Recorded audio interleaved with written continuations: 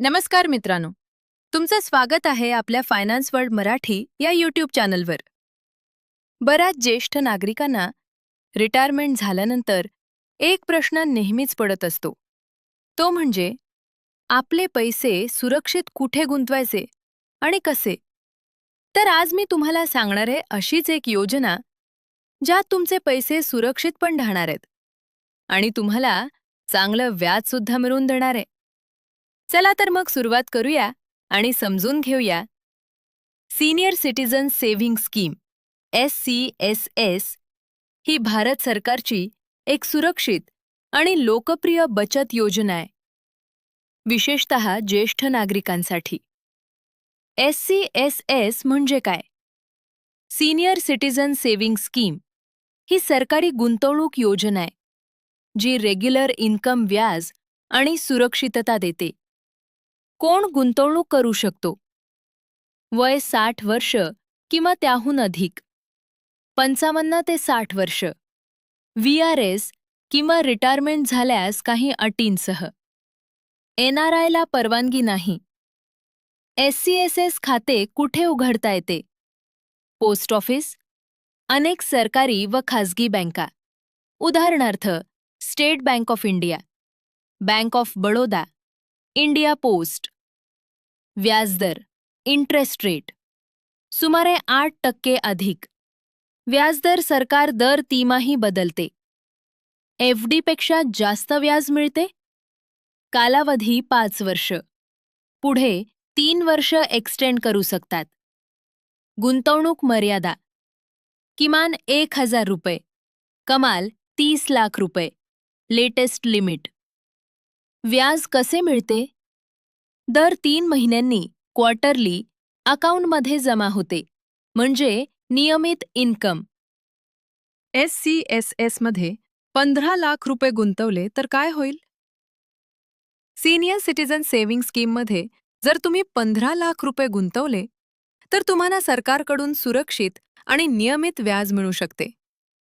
SCSS व्याजदर सध्या SCSS वर साधारण 8.2% वार्षिक व्याज मिळत आहे. 15 लाख रुपयांवर किती व्याज मिळेल? वार्षिक व्याज वर्षाला साधारण 1,23,000 रुपये व्याज मिळू शकते. दर 3 महिन्यांनी प्रत्येक 3 महिन्यांनी अंदाजे 30,750 रुपये व्याज मिळू शकते. 5 वर्षात एकूण व्याज 5 वर्षात अंदाजे 6,15,000 रुपये व्याज मिळू शकते. 5 वर्षानंतर एकूण रक्कम गुंतवणूक प्लस व्याज मिळून अंदाजे 21,15,000 रुपये होऊ शकतात. SCSSचे फायदे: सरकारची हमी, पैसे सुरक्षित असतात, FD पेक्षा जास्त व्याज, सीनियर सिटीजनसाठी चांगला पर्याय, क्वार्टरली इन्कम, दर 3 महिन्यांनी व्याज मिळते. टॅक्स बेनिफिट: इन्कम टॅक्स ॲक्टच्या सेक्शन 80C अंतर्गत 1,50,000 रुपयेपर्यंत डिडक्शन मिळू शकते. SCSS टॅक्सेशन डिटेल्स: एक इंटरेस्ट टॅक्सेबल आहे. SCSS मधून मिळणारे क्वार्टरली इंटरेस्ट तुमच्या ॲन्युअल इन्कममध्ये ॲड होते. उदाहरणार्थ SCSS इंटरेस्ट 80,000 रुपये, पेन्शन 3 लाख रुपये, टोटल टॅक्सेबल इन्कम 3,80,000 रुपये. 2 TDS लागू होऊ शकतो. जर एका आर्थिक वर्षात SCSS इंटरेस्ट ठराविक मर्यादेपेक्षा जास्त असेल तर बँक/पोस्ट ऑफिस TDS कट करू शकते. सीनियर सिटीजन्ससाठी 1 लाख रुपयांपेक्षा जास्त इंटरेस्ट असल्यास TDS लागू होऊ शकतो. नियमांनुसार बदल होऊ शकतो. 3.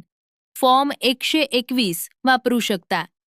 फॉर्म 15H आणि फॉर्म 15G च्या जागी नवीन फॉर्म 121 आलाय. हा बदल 1 एप्रिल 2026 पासून लागू झालाय. जर SCSS इंटरेस्टवर TDS टाळायचा असेल आणि तुमचा टॅक्स 0 असेल तर बँक किंवा पोस्ट ऑफिसमध्ये फॉर्म 121 सबमिट करू शकता. 4. 80C टॅक्स बेनिफिट मिळतो. SCSS मध्ये गुंतवलेली रक्कम 1,50,000 रुपयांपर्यंत डिक्युशन मिळू शकते. Income tax act section 80C अंतर्गत मिळू शकते. महत्त्वाची गोष्ट, टॅक्स बेनिफिट फक्त डिपॉझिटवर मिळतो, पण मिळणारे इंटरेस्ट टॅक्सेबल असते. थोडक्यात सांगायचे तर, जर तुम्ही ज्येष्ठ नागरिक असाल आणि तुम्हाला सुरक्षित, जास्त परतावा देणारा आणि नियमित उत्पन्न देणारा पर्याय हवा असेल, तर SCS सर्वोत्तम आहे. तर मित्रांनो, व्हिडिओ आवडला असेल तर लाईक करा आणि चॅनल सबस्क्राईब करायला विसरू नका. अशाच महत्त्वपूर्ण माहितीसाठी फायनान्स वर्ल्ड मराठी बघत रहा. धन्यवाद. जय हिंद, जय महाराष्ट्र.